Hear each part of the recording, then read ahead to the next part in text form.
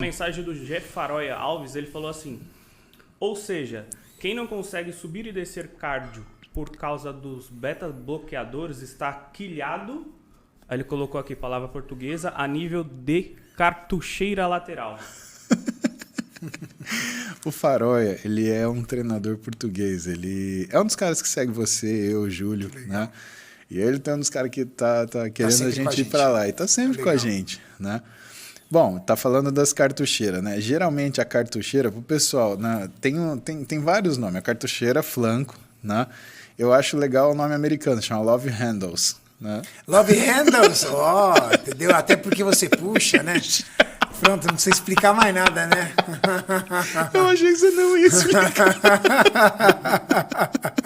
Ai, cara. Os puxadores do amor, né?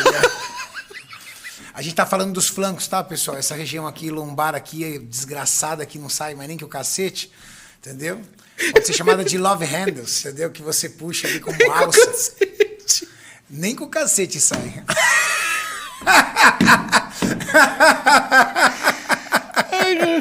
Ai, meu Deus do céu. Ai, ferrou. Esse vira meme, esse se fudeu. Esse vira meme, irmão. Esse vira meme. Esqueci o que eu tava falando. Você estava falando sobre a necessidade, a busca do atleta, por exemplo, de entrar em amió. Ah, tá bom. E no caso, o cara que corre, verdade. Aí, então, os love handles, né?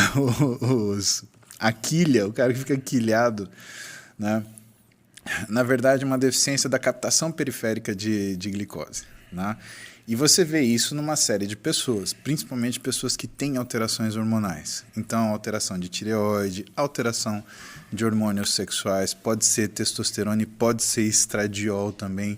Qualquer coisa que mude a sua capacidade de captação de energia, né? Ou seja, a entrega de energia para o músculo, que, na verdade, traduzindo isso para carro, que é mais fácil de entender, é como se a sua bomba de gasolina diminuísse.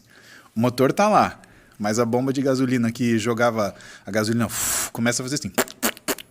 Né? E isso acontece como? Acontece principalmente nessas situações. Por que eu falei tireoide primeiro?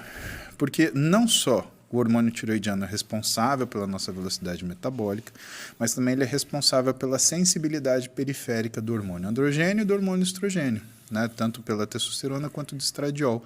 Isso quer dizer que sempre que você tem uma piora da função tireoidiana, a piora da função androgênica e estrogênica também acontece.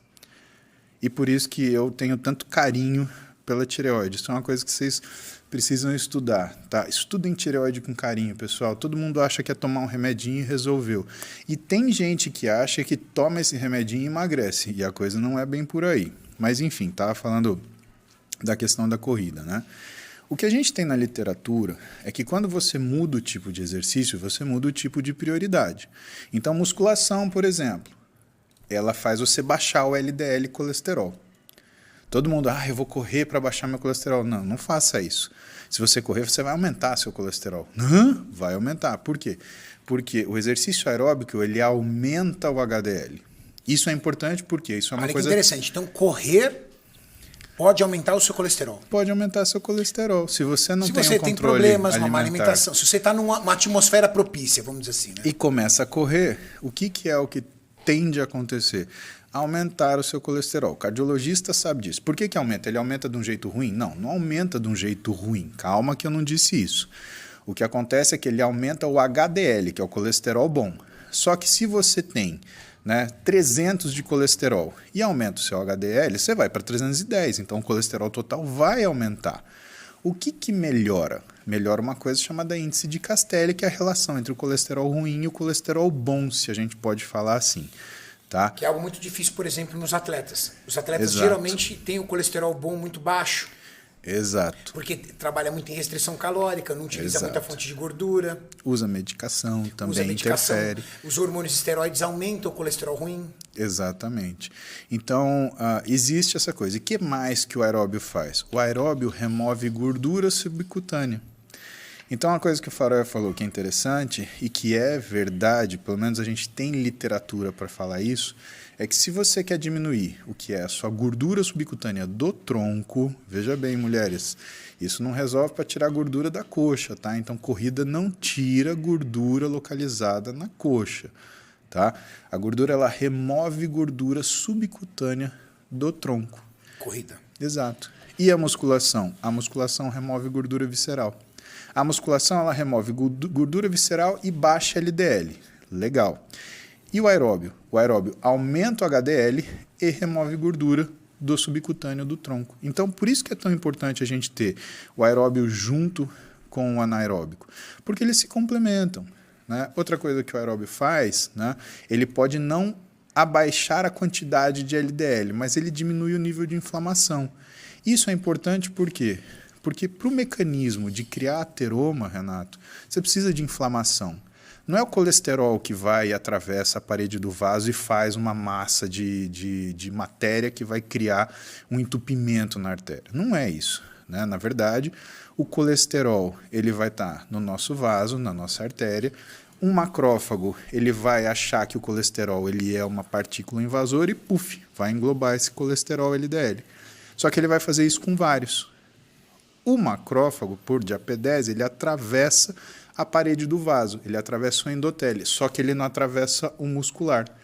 E aí, com vários macrófagos atravessando, o que vai tendo na parede do vaso? Ela vai inchando e vai criando o que é a obstrução. Então, a doença ateromatosa, ela vem por inflamação. Então, tudo que cuida de inflamação é benéfico para quem tem tendência à doença ateromatosa ou já tem essa doença. Ah, eu já montei o ateroma. Então treine. Por quê? Porque você vai diminuir a calcificação dele. Ah, eu já tenho o ateroma calcificado. Então treine, porque você vai melhorar a mobilidade do endotélio, aquele vaso vai funcionar melhor. Mas claro, você tem que ter um acompanhamento médico para isso, porque dependendo do tamanho do ateroma, você precisa fazer alguma coisa. É aí que entra o stent, né? Quando faz a hemodinâmica, vê lá uma obstrução maior do que 80% e o médico ele põe aquela molinha dentro da artéria que abre a artéria e confere passagem naquele trajeto que era comprometido, né? Então essa é a história do aeróbio e por isso que o Faroé falou, quilhado, o aeróbio ajuda, né? Mas assim, tem que lembrar, né? Sempre que a gente fala qualquer coisa de gordura, tem que falar da dieta, senão a gente tem só um resultado parcial, né?